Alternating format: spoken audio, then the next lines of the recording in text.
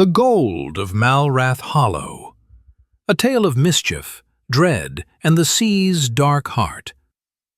Captain Eldrick Vane was a man forged in shadows, cloaked in velvet black, with a beard of ash and a voice like water dragged over bone.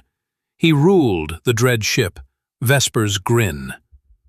His medallion, a golden disc etched with writhing serpents, was said to burn the flesh of those who dared touch it.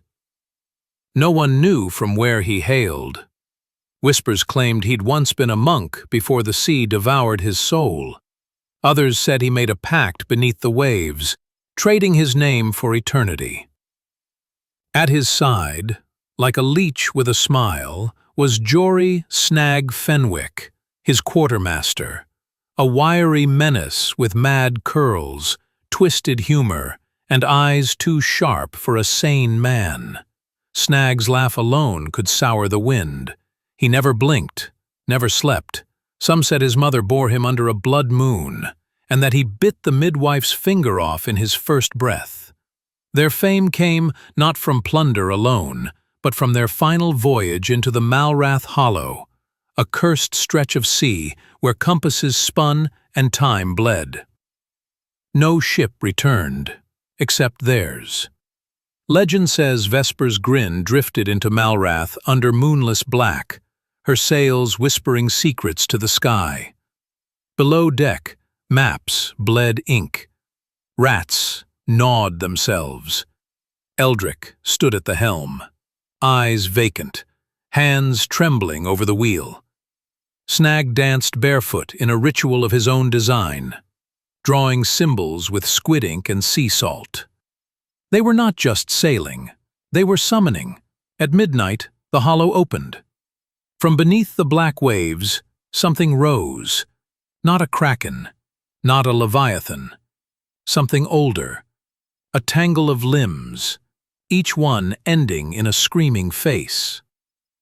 It spoke into Eldrick's mind with 1,000 mouths. He answered in a tongue no longer spoken by men. The crew fell dead around him, one by one, mouths foaming, eyes boiling.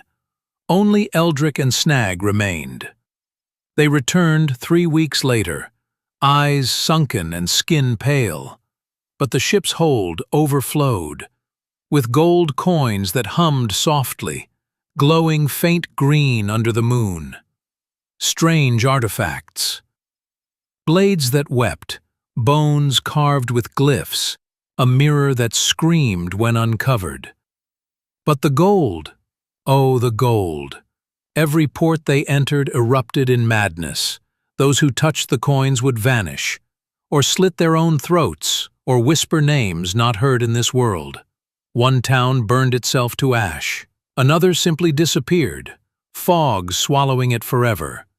And still, Eldrick smiled. He grew quieter, retreating into the captain's quarters, staring endlessly into a velvet bag from which the gold never ran out. Snag? Snag was worse.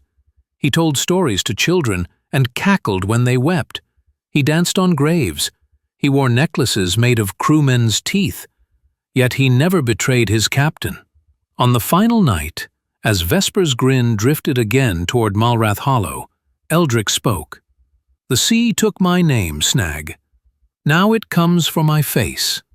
Snag bowed, wide-eyed. "Then I'll carve you a new one, Captain. One the dark will fear." That was the last anyone saw of them.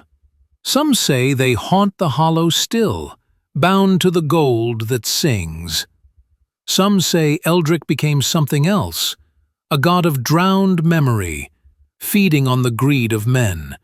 And Snag, he's the whisper in your ear when you dream of gold. The smile behind the curtain, the eye in the mirror that's not your own. So if you find a coin that hums beneath moonlight, drop it and run.